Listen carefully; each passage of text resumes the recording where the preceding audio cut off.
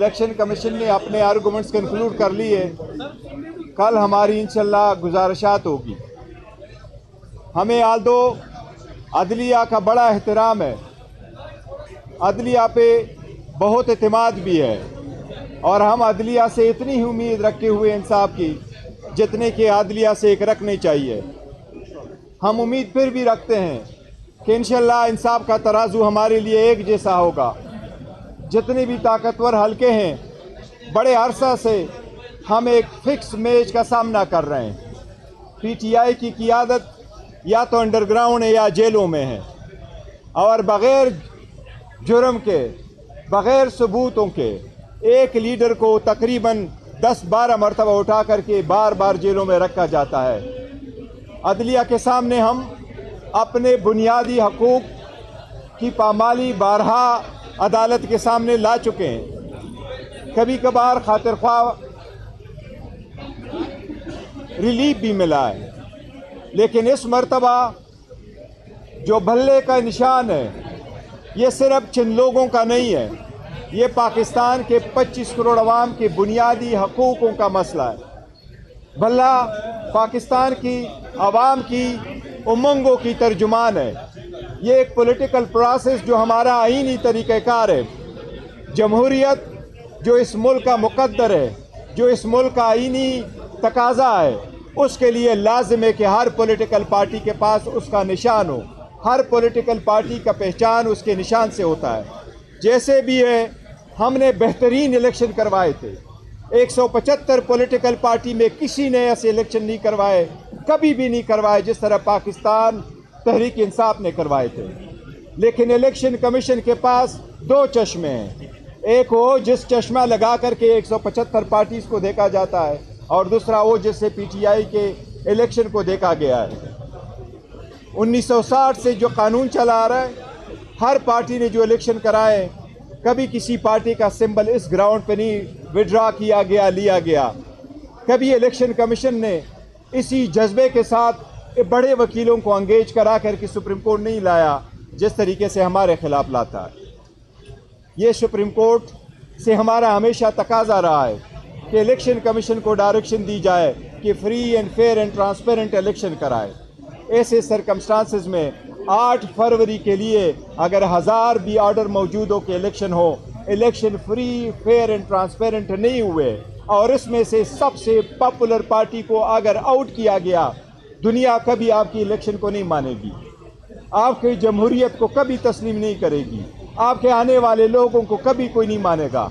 227 party reserve seat में से अगर बड़ी पॉलिटिकल पार्टी को आप निकालोगे, 860 सीटों पे इलेक्शन कराने के वक्त अगर आप एक मेजर पॉलिटिकल पार्टी से, हमने जो टिकट इशू कर लिए 850 में से 835 सीटों को हमने इलेक्शन के लिए टिकट इशू कर दिए। अगर इतने लोगों को आप इंडिपेंडेंट करवाएंगे तो आप जमहूरियत का कोई खैर नहीं कर रहे, आप जमहूरियत का जनाजा निकाल रहे हैं। इंशाअल्लाह ताला सुप्रीम कोर्ट से आखिरी वक्त में फिर भी हमें उम्मीद है, सुप्रीम कोर्ट के जैसे भी ऑब्जर्वेशन हो, लेकिन सुप्रीम कोर्ट की आईनी जिम्मेदारी है, आईनी जिम्मेदारी है सुप्रीम कोर्ट की, और इस बेंच से हमें बहुत बड़ी उम्मीद है इंशाअल्लाह ताला कि सुप्रीम कोर्ट हर साजिश का मुकाबला करते हुए इंशाअल्लाह जमहूरियत का बचाव करेगी, जमहूरियत को डिरेल नहीं होने देगी, इस प्रोसेस को रोकने नहीं देगी और इस प्रोसेस में सबको मसावी मौका फराहम करेगी और इंशाअल्लाह हमारा बल्ले को बहाल रखेगी। काजी फाइज हिस्सा ने आर्टिकल 17 और 25 का जिक्र किया, राइट टू वोट और इक्वल अपॉर्चुनिटी का। वो तो इंसानी हकूक़ की बात करते हुए कह रहे हैं कि उसके मुताबिक हर शख्स को हक मिलना चाहिए। आपको लगता है कि आपकी चाहे वकला की पीटीआई की कुछ ऐसी पॉलिसियत थी जिसकी वजह से ये तनाज़ा मामला हुआ, तो सुप्रीम कोर्ट की इस वजह से आपको दे सकती है? नहीं, देखो, हम आर्टिकल 17 पे हम ही रिलाई कर रहे हैं कि पॉलिटिकल पार्टी के बारे में सुप्रीम कोर्ट की अपनी जजमेंट्स है कि अगर पॉलिटिकल पार्टी एग्जिस्ट करती है तो उस पॉलिटिकल पार्टी का राइट है कि उसके पास सिंबल हो, और पॉलिटिकल पार्टी की एग्जिस्टेंस डिसोल्यूशन समझा जाएगा अगर उसके पास निशान नहीं है और वो पार्टी इलेक्शन में अपने कैंडिडेट नहीं उतार सकती। सुप्रीम कोर्ट ने 12 एक से ज़्यादा मरतबा, चाहे वो कैंटोनमेंट के इलेक्शन हो, चाहे लोकल गवर्नमेंट के इलेक्शन थे, चाहे नेशनल इलेक्शन थे, चाहे वो प्रोविंशियल इलेक्शन थे, जब भी और जब जब उनको इस बगैर गैर सियासी बुनियादों पे कराया गया, इवन लॉ को डिक्लेयर कराया सुप्रीम कोर्ट ने कि ये अनकॉन्स्टिट्यूशनल है, जिसमें ये कोशिश की गई कि पॉलिटिकल पार्टी के पास उसका निशान नहीं होगा और पॉलिटिकल बेसिस पे इलेक्शन नहीं होंगे। पॉलिटिकल प्रोसेस लाजिम है और इंशाल्लाह ताला सुप्रीम कोर्ट इंश्योर कराएगी। इस्लामी जमहूरिया पाकिस्तान यार प्रेस कॉन्फ्रेंस में अच्छा अभी आपने कहा कि 835 कैंडिडेट को आपने टिकट जारी कर दिए, उससे पहले आप कह रहे हैं कि हमारे रहनुमा अंडरग्राउंड है या फिर जेलों में है, तो टिकट किसको जारी किया आपने? देखिए, हमने वर्कर और सपोर्टरों को किया और अपने जो लीडरशिप है उनको भी अंडरग्राउंड वो सारे इशू कर लिए और इंशाल्लाह फुल पार्टिसिपेट करेगी। और याद रखना, इंशाल्लाह ताला ये हर कोशिश कर रहे हैं और ख़ासकर आउट ऑफ क्रीज भी जा रहे हैं, ये एम्पायर को साथ मिला के जा रहे हैं, लेकिन 8 फरवरी का दिन करीब इंशाल्लाह इनकी हार होगी, ये देख लेना।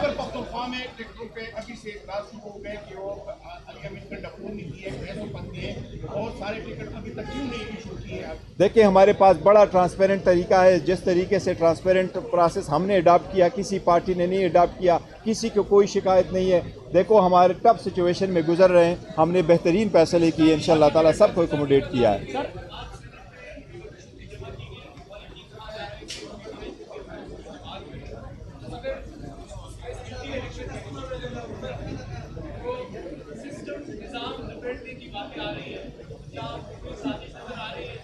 देखो, अगर यही हम कह रहे हैं कि अगर आप पीटीआई से बल्ला ले लो और इसी तरीके से इलेक्शन करा लोगे तो इस किस्म के सेनेटर आप खामखा लेके आएंगे जो कभी रिजोल्यूशन दे देते हैं कि आप इलेक्शन न कराओ और कभी रिजोल्यूशन ऐसे पास कराते हैं। ये उनकी ज़मीर की आवाज़ नहीं है, पता नहीं कहाँ से उनसे दिलवाया जा रहा है। आप समझते हैं कि इलेक्शन कमीशन आपको टेक्निकल बुनियादों पर नॉकआउट करने की कोशिश कर रहा है? दूसरा, आज शफकत महमूद ने ट्वीट किया और दस्तबरदार हो गए इलेक्शन से और फिरदौस नकवी को भी टिकट नहीं जारी किया गया, इस हवाले से आप बताइएगा। देखो, वो पार्टी की एक पॉलिसी है कि किसको टिकट इशू करना है, किसको नहीं इशू करना है, सारे प्रोसेस को देखते हैं और वो सारे हमारे साथ ऑन बोर्ड है।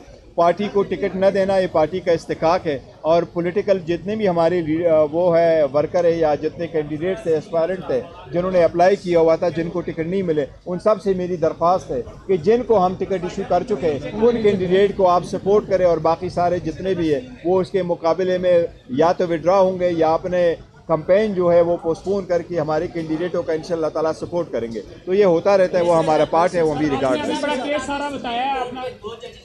दे दिया है और 5 पाकिस्तान के इंसाफ को हमेशा क्या उनके इस्तीफा के बाद पाकिस्तान के इंसाफ हकीकत की तरफ किस नजर से देखें? मैं समझता हूँ, मुझे तो ज़ाती तौर पर दोनों जज साहिबान के इस्तीफ़ा पे अफसोस हुआ है और इजाज़ुल हक साहब बड़े काबिल और कॉन्स्टिट्यूशनल जज थे, उसके जाने से बहुत ज़्यादा अफसोस हुआ है और जाना नहीं चाहिए, लेकिन कानून will take its own course. मेरी रिक्वेस्ट होगी कि वो बेंच पे रहे और आवाम की खिदमत करे। अच्छा, आपने कानून के निशान का केस का ब्रीफ किया है, लेकिन अदालत में आपके कानूनी टीम का तैयारी नहीं है या बैरिस्टर अली जफर साहब इस केस को पहले लड़ते रहे हैं, आज हामिद खान साहब दलाल दे रहे थे और मुतमईन नहीं कर पा रहे थे अदालत को, क्या कोई नहीं, वो अदालत आन एंड आप क्वेश्चन करती है। हमारा टर्न कल होगा इंशाल्लाह ताला, हम अपने आर्गूमेंट्स कल करेंगे इंशाल्लाह। एंड में पहुंचे हैं, थैंक यू जी। एक दिन रह गया है और कल अगर फैसला टाइम पे नहीं होता तो शायद आपको ज्यादा फायदा भी ना हो, तो इसमें क्या समझते हैं इतनी लेट होने की वजह टीम की नाअहली है या कोई सिस्टम में ऐसा है? देखो, हमने जो पिटीशन फाइल कर दी थी वो तो 1 हफ्ते के बाद सुनी गई थी, यानी वे सुप्रीम कोर्ट पे मुनहसर है कि इस केस को कैसे सुना जाता है। हमने भी कई मरतबा दरख्वास्त की है कि हमारे केसेस भी ज़रा हफ्ते वाले दिन सुन ले ताकि हमें भी इंसाफ की से जो ना कि बर वक्त मिले, लेकिन सुप्रीम कोर्ट ने सुनना है। यह तो मैं समझता हूँ, अगर सुप्रीम कोर्ट समझती भी है कि इसमें कोई ऐसे नुक्ते हैं आईनी और कानूनी कि जिसमें लीव ग्रांट हो सकती है, तो सुप्रीम कोर्ट हमेशा लीव ग्रांट करती है, लेकिन जजमेंट को कभी सेट असाइड नहीं करती, स्पेशली जब हाई कोर्ट के डिसीजन के जो रीजंस है वो अभी आने हैं। अगर सुप्रीम कोर्ट पहली जजमेंट दे देती है, जो लाहौर हाई कोर्ट का, पेशावर हाई कोर्ट का जो डिसीजन आएगा वो किस तनाजुर में आएगा, तो इसलिए उम्मीद तो है कि सुप्रीम कोर्ट ये सारी चीज़ें कंसिडर करेगी। मुझे फिर भी उम्मीद है कि शायद सुप्रीम कोर्ट इंशाल्लाह ताला अपना डिसमिस करने से इंशाल्लाह ताला वो सेट असाइड नहीं करेगी ऑर्डर। थैंक